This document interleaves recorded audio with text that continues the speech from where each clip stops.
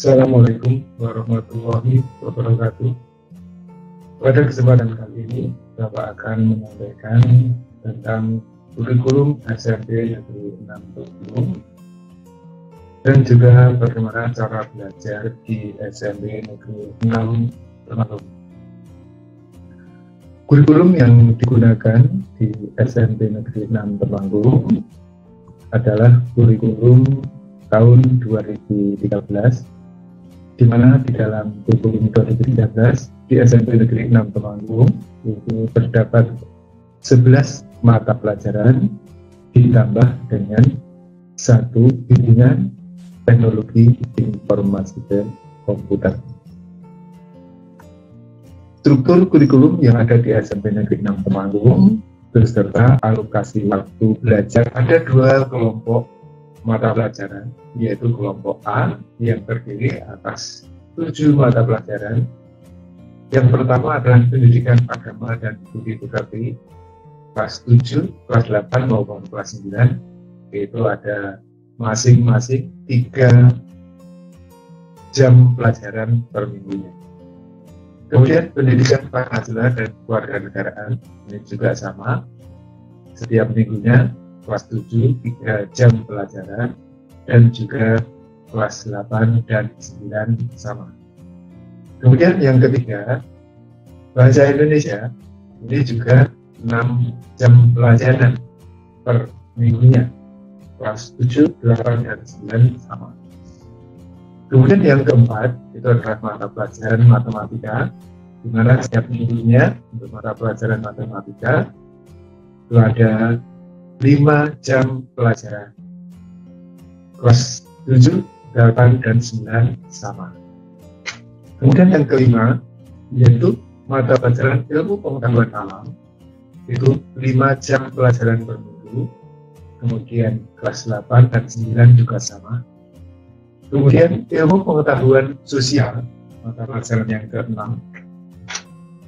setiap minggunya 4 jam pelajaran. Kemudian yang ke-7, bahasa Inggris, ini juga 4 pelajaran per minggunya. Jadi ada 7 kelompok mata pelajaran untuk yang kelompok A. Kemudian untuk kelompok B, yaitu yang pertama ada seni budaya, ini 3 jam pelajaran per minggunya. Kemudian pendidikan jasmani, olahraga, dan kesehatan atau PJOK, ini juga 3 jam pelajaran per minggu, baik kelas 7, 8, dan 9 sama. Kemudian yang ketiga adalah prakarya, yaitu ada 2 jam pelajaran setiap minggunya. Kemudian yang terakhir adalah mulok, dalam hal ini bahasa Jawa, itu 2 jam pelajaran setiap minggu.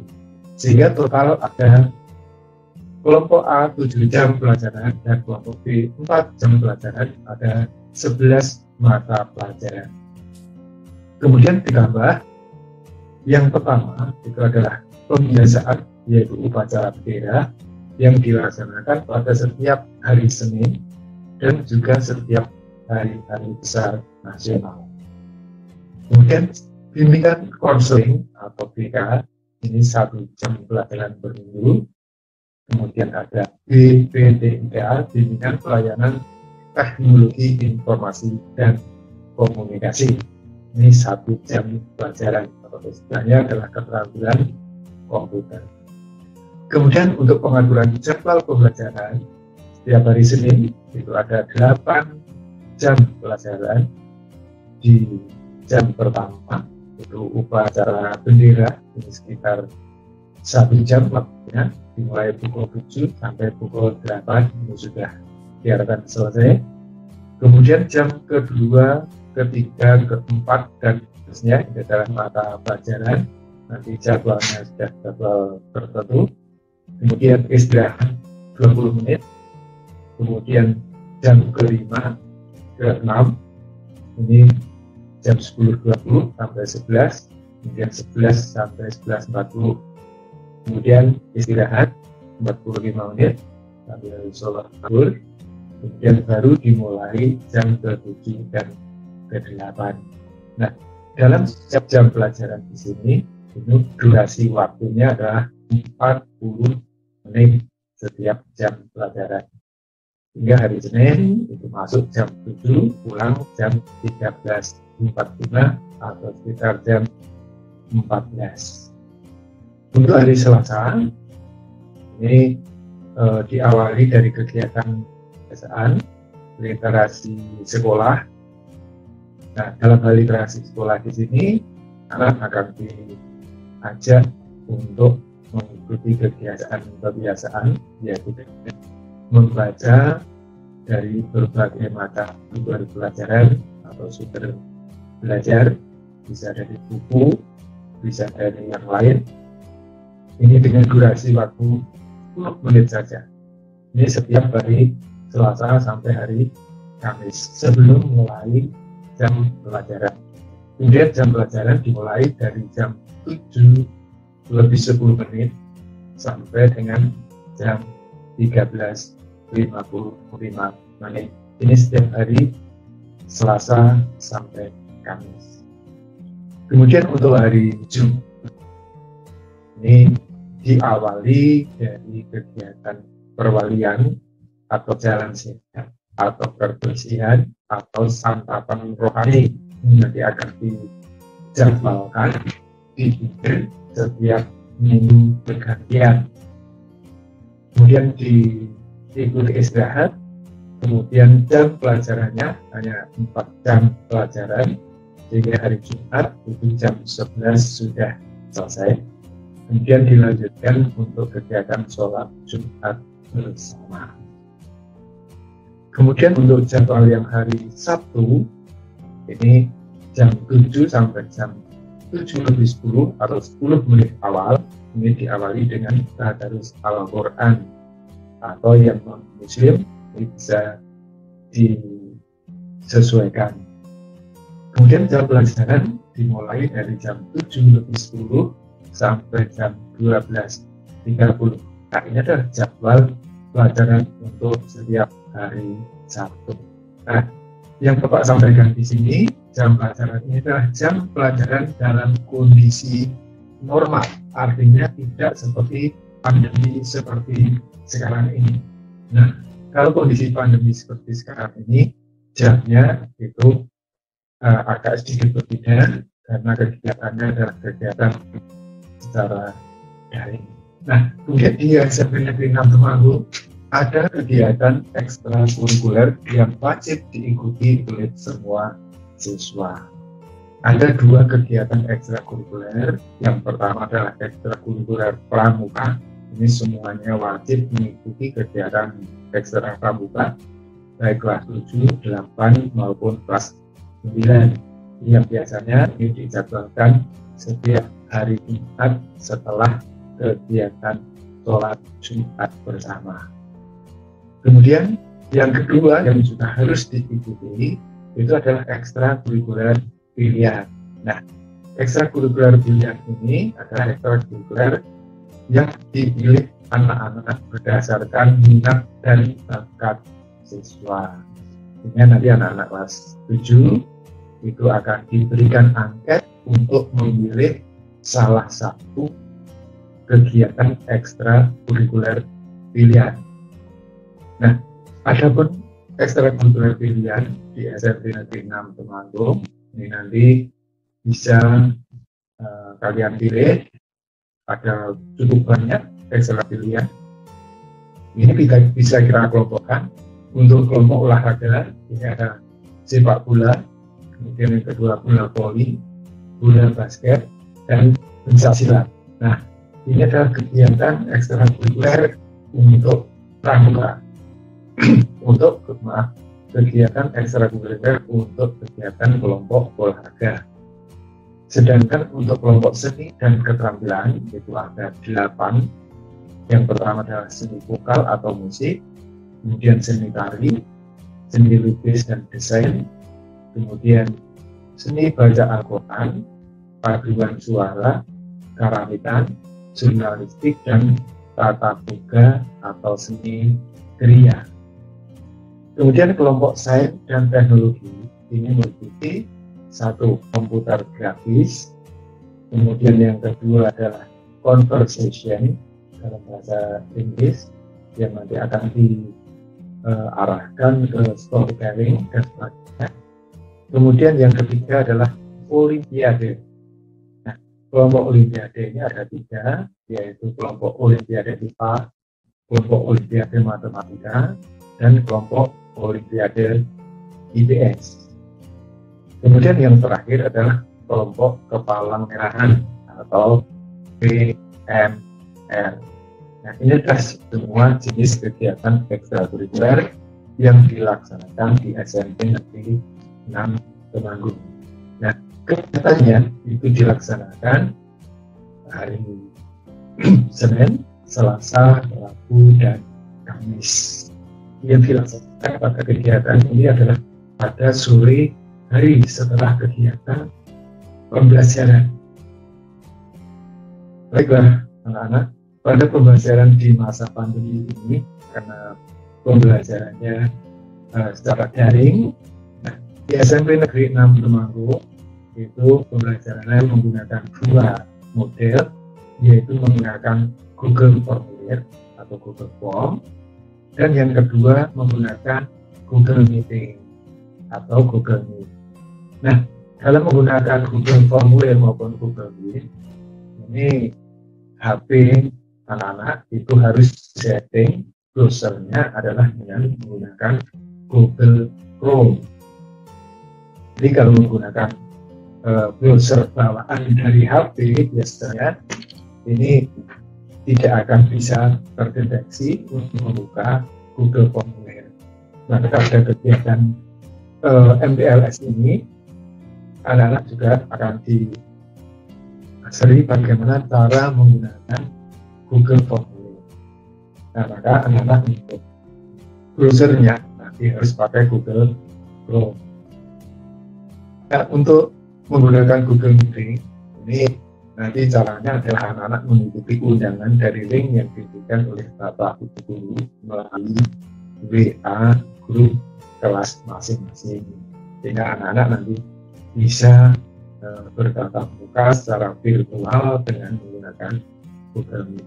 Nah, ini yang biasanya dipakai di SMP Negeri 6 Temanggung.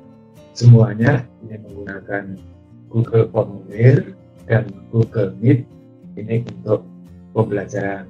Sehingga untuk penggunaannya dengan menggunakan HP dan medsos yaitu WA grup kelas masing-masing.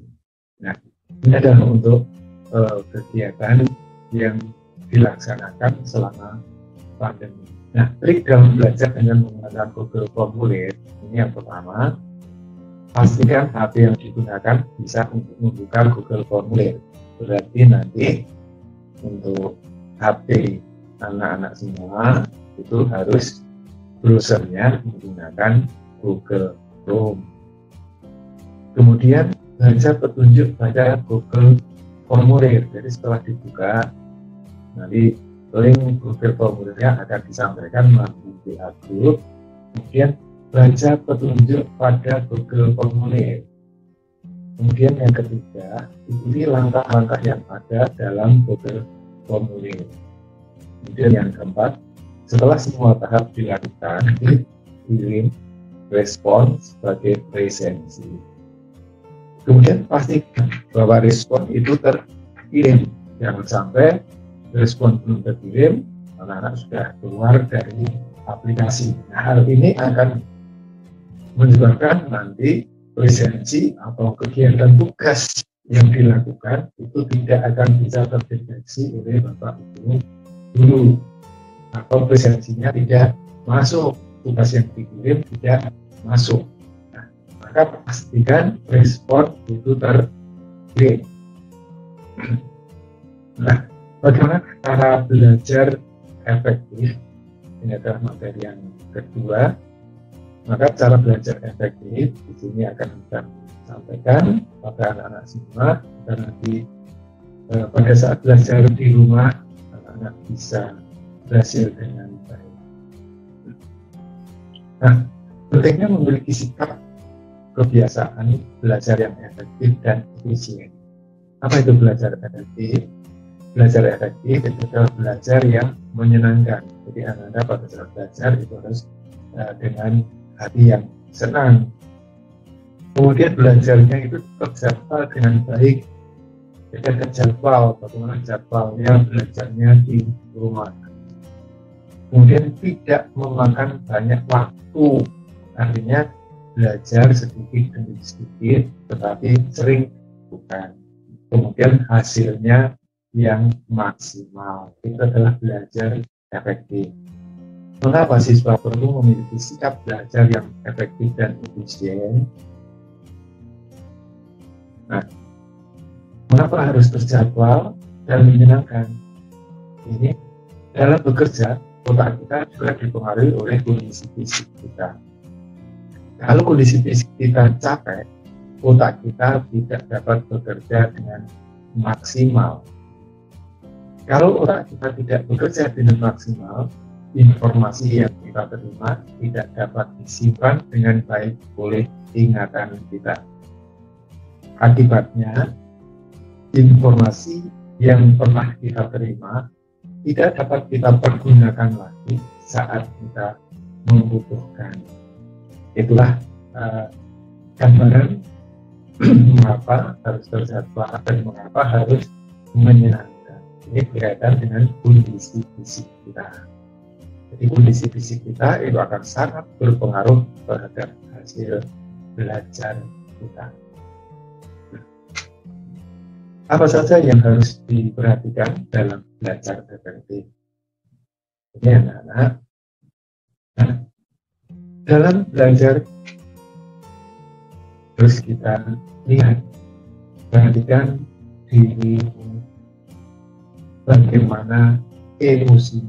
Nah, di sini peran emosi dalam belajar. Nah, emosi yang positif di sini akan mempengaruhi terhadap kekuatan otak. Nah, kalau otak kita kuat, maka keberhasilan itu yang akan dicapai. Kalau keberhasilan itu tercapai, maka kehormatan diri kita akan mempengaruhi kehormatan diri, akan dihormati oleh teman-teman dan Bapak Ibu guru semua. Kemudian dengan adanya kehormatan diri, maka akan mempengaruhi emosi yang positif. Nah, ini adalah lingkaran kaitannya dengan emosi yang positif pada saat belajar akan mempengaruhi kekuatan otak mempengaruhi keberhasilan, keberhasilan akan mempengaruhi kehormatan diri, kehormatan diri akan mempengaruhi emosi yang positif. Nah, ini adalah lingkaran emosi terhadap keberhasilan dan kehormatan diri. Perhatikan dirimu. Ciptakan minat dalam dirimu dengan bertanya, apa manfaat bagiku? Jadi dalam kamu belajar itu untuk membangkitkan emosi yang positif, membangkitkan motivasi, minat, itu kamu harus tahu apa manfaat dalam belajar. Nah, dalam belajar setiap orang itu akan berbeda-beda. Maka coba kalian perhatikan untuk diri kalian, temukan gaya belajar kamu. Bagaimana gaya belajar kamu? Apakah kamu suka mencoret-coret ketika bicara di telepon? Apakah kamu berbicara dengan cepat? Apakah kamu lebih suka melihat peta daripada mendengar penjelasan guru? Nah, kalau iya kondisi kalian seperti itu, maka tipe belajar kamu adalah tipe visual. Dalam belajar lebih mudah dengan melihat gambar, peta, dan sebagainya. Nah, sekarang bagaimana?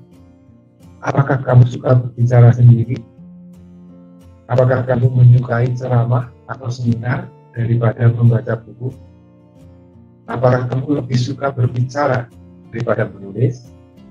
Kalau iya, berarti tipe belajar kamu atau gaya belajar kamu adalah auditorial. Berarti kamu akan lebih mudah belajar dengan mendengarkan dan berbicara. Kemudian berikutnya, apakah kamu berpikir lebih baik ketika kamu bergerak atau berjalan? Apakah kamu banyak menggerakkan anggota tubuh ketika berbicara? Apakah kamu merasa sulit untuk duduk dan diam? Nah, kalau kondisi gaya belajar kamu seperti ini, maka kamu termasuk tipe atau gaya belajar kinestetik. Kamu akan bisa lebih mudah belajar kalau sambil menggerakkan tubuh. Nah, kalau yang demikian, berarti kamu kalau belajar harus menyediakan kertas, kemudian pensil, kemudian pada saat belajar atau membaca buku, sambil kamu coret-coret atau kamu arahkan dengan membuat ringkasan. Nah, ini bisa membantu keberhasilan. Daripada kamu duduk diam, maka sulit untuk bisa menerima. Malas belajar dengan cara menulis dan sebagainya. Nah, kemudian perhatikan lingkungan pada saat kita belajar. Maka kita harus memilih tempat yang menurutmu paling nyaman. Kemudian kalau perlu, gunakan musik sebagai pengantar. Nah, musik sebagai pengantar ini adalah musik-musik klasik atau musik-musik instrumentalia yang membangkitkan emosi pada otak kita. Nah, tanpa musik denyut nadi dan tekanan darah kadang-kadang akan meningkat karena dengan adanya kita harus belajar. Gelombang otak semakin cepat, kemudian otot-otot akan menegang kalau kita lama belajar, maka sulit konsentrasi. Nah, dengan menggunakan musik klasik sebagai pengantar, maka di sini akan bisa menyebabkan denyut nadi dan tekanan darah itu menurun, gelombang otak melambat, maka otot-otot akan berelaksasi, sehingga kita bisa konsentrasi dalam belajar. Nah, ini adalah fungsi musik sebagai pengantar. Nah, perlu diperhatikan anak-anak, musik yang digunakan adalah musik-musik instrumentalia yang lembut. Jadi bukan musik-musik yang keras. Jadi untuk memberikan emosional otak, membuat relaksasi. Nah, dari apa yang kamu gunakan? Nah, seperti tadi, kamu harus tahu bagaimana gaya belajar kamu. Jadi kalau gaya belajarnya termasuk kinestetik, di sini mencatat bebas atau teknik mencatat bebas adalah membuat rangkuman materi yang dipelajari untuk digunakan lagi belajar di saat yang lain. Nah, ini tipe-tipe kinestetik ini akan bisa membantu dalam proses belajar. Jadi selain mendengarkan guru sambil membuat rangkuman, gerakan tangan, begitu. Kemudian juga kita menggunakan peta pikiran, teknik pemanfaatan keseluruhan otak untuk membentuk kesan. Nah, otak kita sering mengingat informasi dalam bentuk gambar, bentuk suara, dan bentuk benda dan juga suara. Nah, ini adalah tipe-tipe belajar yang suka bentuk benda, gambar dengan bantuan benda atau gambar, ini adalah tipe visual. Nah, yang tipe auditory adalah dengan bantuan suara. Nah, di sini bagaimana kondisi di sekolah? Nah, kondisi di sekolah itu Bapak Ibu guru akan memberikan beberapa yang bisa mengakomodasi dari semua gaya belajar. So, teknik peta pikiran sangat efektif. Coba kita perhatikan di sini proses belajar. Nah, untuk proses belajar ini harus ada motivasi. Jadi motivasinya apa? Ya, salah satunya tadi sudah kami sampaikan, yaitu apa manfaat bagiku. Jadi kamu harus tahu manfaat belajar itu apa. Nah, setelah kamu tahu manfaat belajar, maka kamu akan belajar dengan sungguh-sungguh. Nah, dalam belajar yang sungguh-sungguh, kamu sudah memiliki motivasi belajar, maka kamu harus tahu gaya belajar kamu. Nah, apa gaya belajarnya? Apakah gaya belajar visual, auditorial, atau kinestetis? Visual itu berkaitan dengan pandangan mata atau berkaitan dengan gambar-gambar. Lebih mudah kalau diberikan gambar atau melihat benda. Tipe auditorial berarti lebih suka mendengarkan, lebih mudah menerima dengan mendengarkan. Yang kinestetis atau kinestetik atau kinestetis ya, itu adalah dengan menggerakkan tubuh. Maka gerakan tubuh itu kita arahkan untuk hal-hal yang positif, misalnya dengan membuat rangkuman dan sebagainya. Kemudian bagaimana proses belajar? Nah, dalam proses belajar yang kedua, kita harus berdoa pada saat belajar. Kemudian setelah berdoa, kita lihat bagaimana posisi kita dalam belajar. Nah, posisinya yang terbaik untuk duduknya, cara memandang tubuhnya dan sebagainya, jangan sambil tiduran dan sebagainya. Ini posisinya sangat penting. Kemudian bagaimana tekniknya? Apakah teknik membaca, mencatat secara bebas atau dengan peta hitungan? Nah, di sini jangan lupa pada saat proses belajar kita juga membutuhkan jeda atau break istirahat. Bahwa pada saat kita belajar tidak mungkin kita itu bisa belajar selama 1 jam penuh. Yang efektif dalam belajar itu biasanya sekitar 15 sampai 20 menit itu paling efektif. Nah, maka perlu juga kita untuk istirahat. Kemudian lingkungan belajarnya bagaimana, kemudian bagaimana peta pikiran atau peta konsep dalam belajar. Nah, ini juga bisa dilakukan di buku-buku atau beberapa buku sering memberikan peta konsep dalam belajar. Kemudian bagaimana pasca belajar? Nah, pasca belajar, setelah belajar, maka bagaimana kita menyimpan memori ingatan. Ada 2 macam ingatan memori, yaitu short term memory dan long term memory.